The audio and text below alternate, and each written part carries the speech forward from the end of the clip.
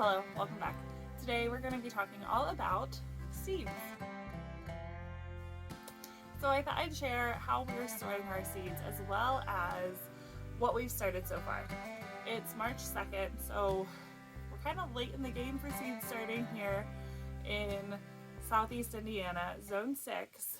My estimated last frost date is April 30th, and so we've already gotten quite a bit started. However, it's not too late. If you haven't gotten started yet, please do. There's still time to get peppers and tomatoes and all of the long germinating crops. You just have to get on it. But first, here is how we are storing our seeds, and it's nothing new or special. I saw this first a while ago, and I couldn't even tell you who I saw it from initially. So it's nothing original, it's nothing unique.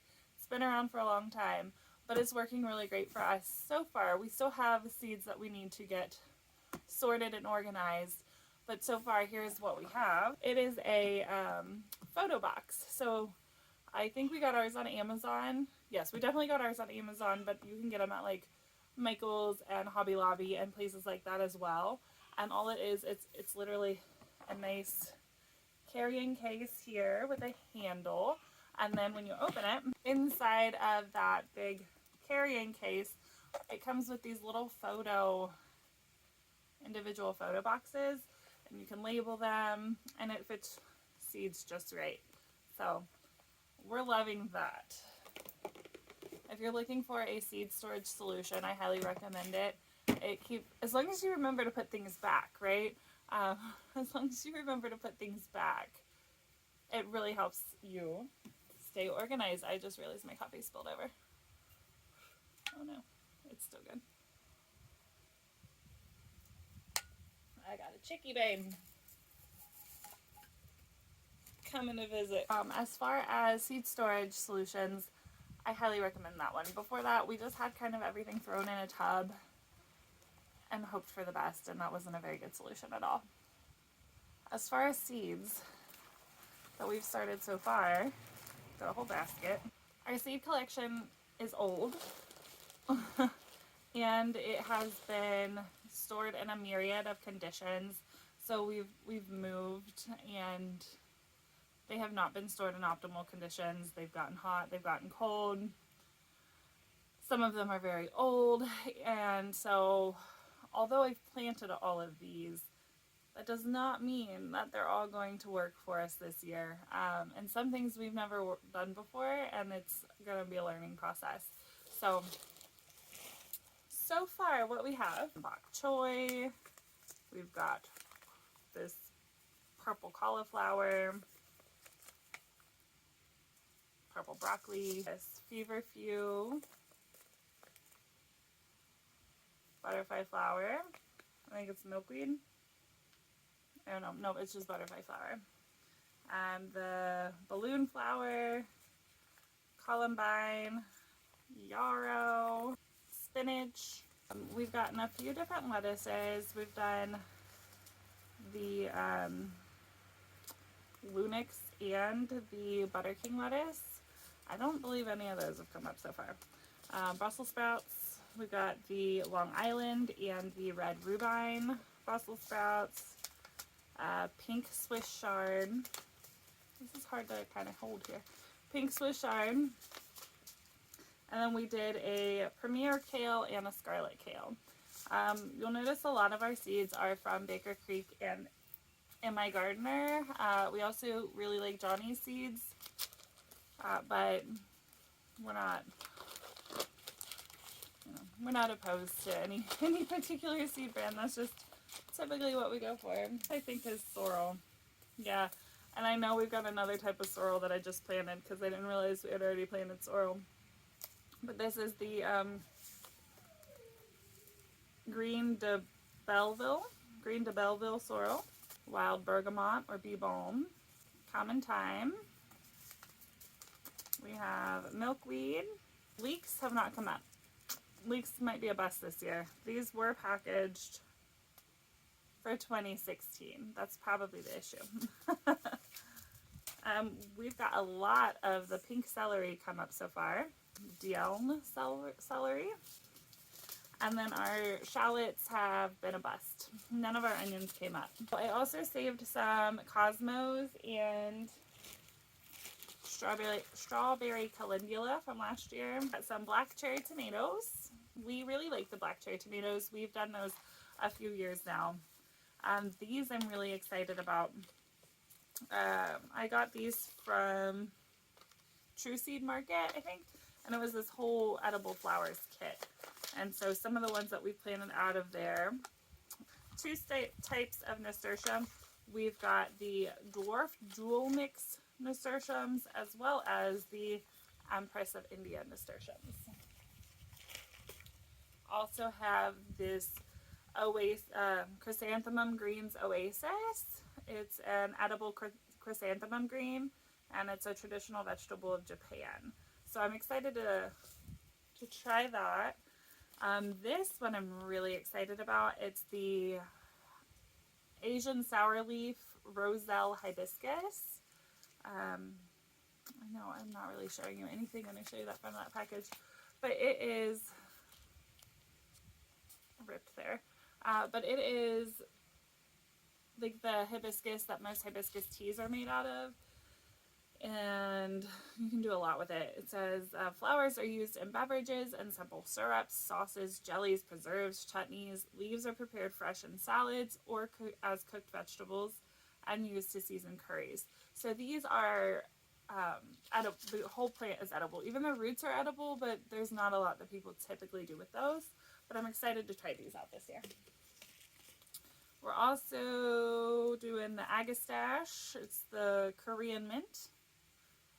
So, trying some stevia, lemongrass, a dwarf moringa. That will be we'll probably bring this inside to try to overwinter it. A Hawaiian chili pepper. My in-laws went to Hawaii and brought us back some pepper seeds, which was really nice of them. So the Roma tomatoes are going to be our main tomato crop this year. And then we're going to have a couple other ones as well, but we wanted a paste type for canning and sauces and things like that. We're also going to try the old German tomato, the black seaman tomato. We're also doing the Cape gooseberry, which is a type of ground cherry. The California Wonder sweet pepper. We've got that from two different sources. The jalapeno pepper and the Jimmy Dardello sweet pepper. We are definitely planting more. We've got seeds starting planned for Wednesday every week. And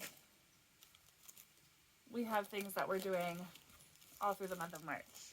We're also doing some wasabi arugula.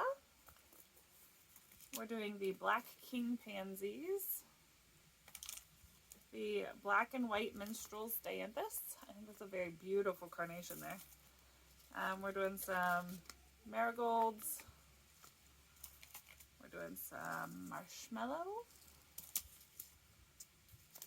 some holy basil, some white horehound. We're trying tarragon. This is a hybrid asparagus from Johnny Seeds. We've also done a few different kinds. Mary Washington asparagus and an Argentinois asparagus. I have no idea how to say that. Sorry if I butchered it. We're doing an artichoke, and we're trying something fun this year. Most of the time you cannot plant potato seeds. It will not give you a good potato, but there's something called a true seed potato, and so one of the types that we're trying for that is the Clancy potato. So we're gonna give that a shot and see how it does. It's a fun experiment. We also have seed potatoes coming that we're gonna do. We're also going to try to do a spring garlic. So if this bed behind me, we've got garlic already planted here, but we're gonna try some more. We also have, like I said, we've done a lot. Some Savoy cabbage, green globe artichokes, These are Schwarzenberry blackberries. It's a German type of blackberry that actually, if you eat it when it's not ripe, it can be poisonous. So you have to watch that one. A sunberry. We could mix zinnias. We've got two types of zinnias, and then this one was my favorite last year, the candy cane zinnias. They're beautiful and striped, and they just give some really pretty flowers. Oh, another type of zinnia, a Magellan Scarlet. So I don't know, I haven't planted that kind before. Tall trailing mixed glory of Ankuzang cabbage. And then in the fridge currently, I'm trying to germinate some lavender seeds because my lavender propagation trial did not work out. So we're trying some, we're trying some Vera lavender, some Elegance purple lavender, and some common English lavender. So like I said, we've planted a lot, and unfortunately not a lot has come up yet. None of the onions we planted, which actually there's more onions than the shallots. We planted two other types of onions. Those have not come up, and I don't know if it's just because of they're old or if we have no idea what we're doing when it comes to onions. I know my husband said last year he tried to start onions from seed as well, and like he did a whole flat, and I think he said only like 4 or 5 onions came up, so he just didn't plant them. So I don't know. It's okay. We'll try again next year. But we still have a lot of other things to plant. There's some more tomatoes we want to plant. I know we definitely have to get some of the direct sow stuff like carrots and beets, and we're going to do beans still, and melons and cucumbers. So there's a lot yet to do that we have not gotten to. Part of the reason we have planted so much is because we've had an unseasonable late winter, early spring here where we are in southeast Indiana. And our estimated last frost is April 30th, but a lot of people around here actually don't put anything out until Mother's Day, just to be safe. So we don't want to jump the gun and be too early, because obviously that would be bad. But if it's going to be nice, we also kind of want to take advantage of that. So like for instance, we were not going to plant tomatoes yet. We actually had it in the plan to plant those in a couple of weeks because typically our tomatoes get very leggy. And so we thought maybe we're just planting them too early. Let's try to plant them a little later, see how it does, because we usually wait to get them in the ground. But with how nice it's been, we're worried if we wait, then we're going to miss a good window to where we might be able to put them out just a little bit earlier than we typically do, but still after our last frost date. Does that make sense? So we don't want to miss out on the good weather, but we also don't want to jump the gun. So we're just going to do what we're doing and hope for the best. But yeah, that's kind of our seeds. The seeds we've started, the seeds we're still planning to do, our seed storage. Another thing that we have found really useful when it comes to seed starting is to make sure we kind of stay on top of it. We went through and I marked on the calendar the last frost date and then counted back like 4 weeks before, 8 weeks before, 12 weeks before, and then went through and we chose Wednesday. Just that's the day we picked. We chose Wednesday to be our seed starting day, and now on Wednesday of every week I went through and I wrote down like this Wednesday is lettuce and cabbage and brassicas or whatever, and so I can go and look at the calendar and say, okay, this Wednesday I'm starting this, and so I've got kind of an itinerary. It's there. I don't have to think about it, which means I'm more likely to do it. So if that's a little tip that might help you get on top of your seed starting, I hope that helps. So alright, that's all I've got today. Until next time.